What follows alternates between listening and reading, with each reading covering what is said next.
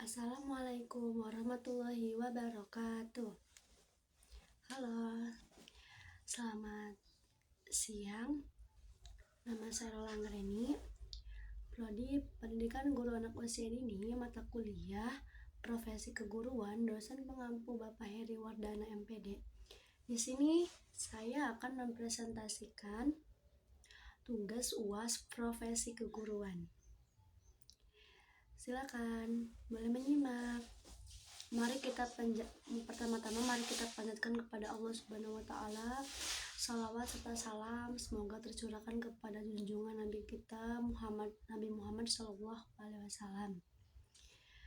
Yang saya hormati Bapak Heri Wardana selaku dosen pengampu mata kuliah Profesi Keguruan, dan teman-teman yang saya cintai dan saya banggakan. Mari kita langsung saja, mari kita presentasikan atau saya presentasikan materi tentang profesi keguruan berikut ini.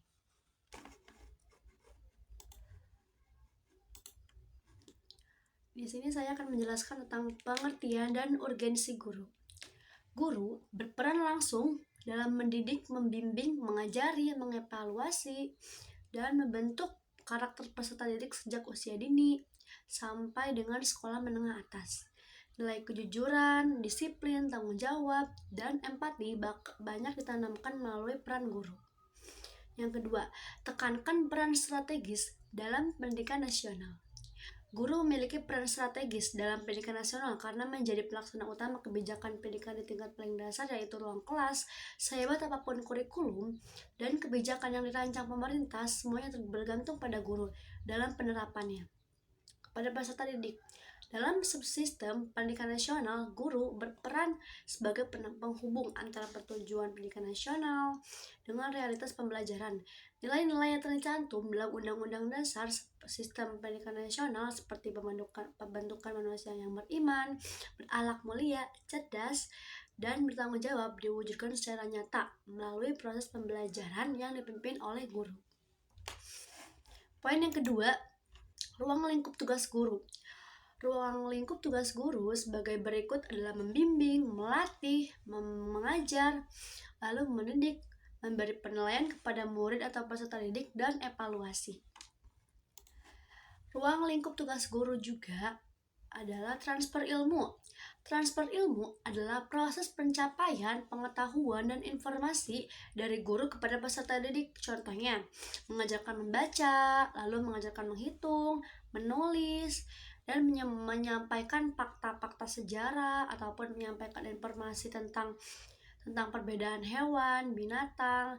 Kalau di tempat saya mengajar, saya memberikan arahan kepada anak-anak murid atau anak-anak usia dini tentang tata cara makan yang baik, lalu tentang menjelaskan tentang perbedaan tanaman, perbedaan makhluk hidup, dan mengajarkan tauhid. Pembentukan karakter dan pengembangan potensi adalah proses menumbuhkan sikap, nilai, kepribadian, dan bakat peserta didik secara menyeluruh. Contohnya, menanamkan kejujuran, kedisiplinan, tanggung jawab, lalu mengembangkan kreativitas, seni, dan literasi, kepercayaan diri, dan keberanian anak. Lalu membimbing anak sesuai dengan minat dan bakatnya. Tantangan guru di era digital dan global. Perkembangan teknologi yang sangat cepat, perubahan karakter peserta didik, arus globalisasi nilai dan budaya, mendorong pembelajaran sepanjang hayat. Profesionalisme berkelanjutan guru. Di sini ada beberapa kompetensi profesionalisme berkelanjutan guru, yaitu diantaranya kompetensi pedagogik, kompetensi profesional, kompetensi kepribadian, dan kompetensi sosial. Saya akan menjelaskan tentang kompetensi pedagogik. Guru harus menguasai strategi belajar dalam efektif, mampu menyesuaikan pembelajaran sesuai kebutuhan anak ataupun murid, serta melakukan asesmen atau penilaian untuk memantau perkembangan dan pemahaman peserta didik. Dengan pedagogik yang baik, proses belajar menjadi bermakna dan inklusif. Lalu, kompetensi profesional. Guru juga harus menguasai materi pelajarannya secara mendalam dan terus meningkatkan pengetahuan serta keterampilan melalui pengembangan diri. Yang ketiga, kompetensi sosial. Guru harus menguasai materi pelajarannya, lalu harus memiliki kemampuan komunikasi yang jelas dan harus dimengerti oleh anak ataupun peserta didik, dan harus memiliki kolaborasi, empati. Selain itu, guru juga harus mampu bekerja sama dengan orang tua dan komunitas untuk mendukung pendidikan anak secara menyeluruh.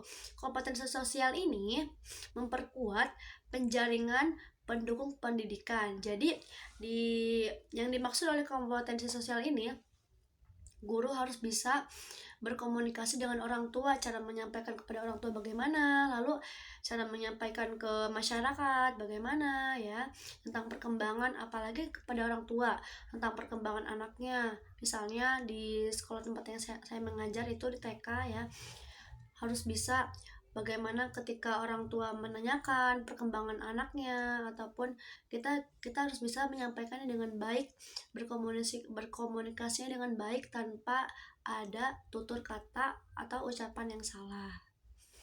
Lalu, kompetensi kepribadian. Guru harus menunjukkan integritas, keteladanan, disiplin, dan stabilitas emosi. Dengan kepribadian yang baik, guru menjadi teladan bagi peserta didik, membentuk lingkungan belajar yang aman, nyaman, dan penuh nilai positif. Di sini saya akan menjelaskan tentang kode etik profesi guru. Yang pertama yaitu hubungan positif guru antar siswa. Dengan kode etik, guru dapat membangun hubungan yang saling menghormati dan aman dengan siswa. Misalnya, guru bersikap adil dalam penilaian dan menghargai pendapat semua siswa, sehingga anak atau peserta didik merasa dihargai dan termotivasi belajar. Jadi, bersikap adil di sini tuh guru tidak hanya berpihak kepada satu murid saja. Misalnya, contohnya, ada anak yang bertengkar, lalu bertengkarnya itu gara-gara berebut mainan. Nah, di situ guru juga harus bisa memberikan nasihat ataupun arahan, dan guru itu harus bersikap adil, tidak menyalahkan satu sama lain, dan harus bisa menyelesaikan permasalahan antar anak yang ini dengan anak yang satu lagi. Jadi sehingga tidak ada perselisihan, dan si anaknya juga merasa tidak kecewa. Jadi di sini juga guru harus bisa memberikan motivasi kepada anak. Misalnya contohnya, semangat teman-teman, semangat Azhar, semangat ya, ayo lebih bisa lagi, semangat. Seperti itu. Atau misalnya, barakallahu fiik, terima kasih sudah mencoba. Yang kedua, profesionalitas dan kepercayaan publik. Kode etik menjaga guru tetap profesional, jujur, dan bertanggung jawab. Yang ketiga, kualitas pendidikan nasional. Guru yang beretika menciptakan proses belajar yang adil, aman, dan berkualitas, sehingga pendidikan dapat berjalan efektif. Contoh penerapan kode etik adalah memberikan nilai secara objektif tanpa membeda-bedakan. Saya akan menjelaskan tentang kode etik profesi guru. Nah, di sini ada contoh penerapan kode etik. Yang pertama, memberikan nilai secara objektif tanpa membeda-bedakan siswa. Harus bersikap adil. Yang kedua, menjaga kerahasiaan catatan akademik atau masalah pribadi siswa. Tidak memberitahu kepada orang lain ataupun membocorkan rahasia siswa ataupun peserta didik kepada